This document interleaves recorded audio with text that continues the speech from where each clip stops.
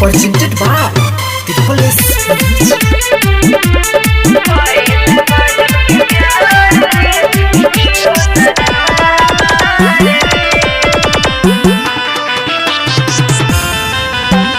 करेला गजब के प्यार रे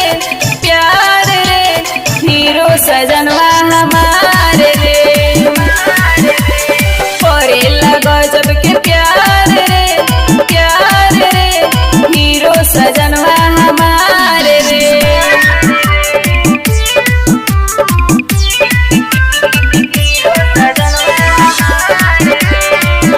Mixed by Darkle Singh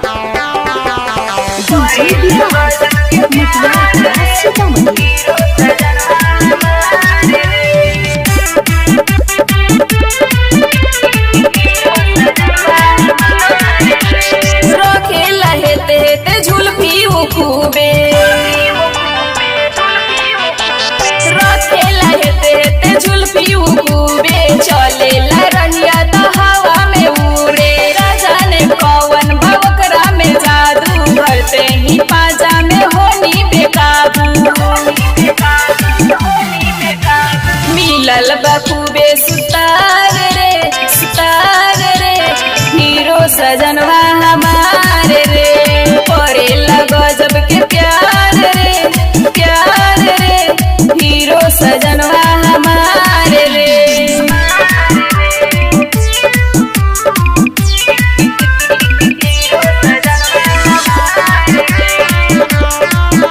Mixed by Darkle Singh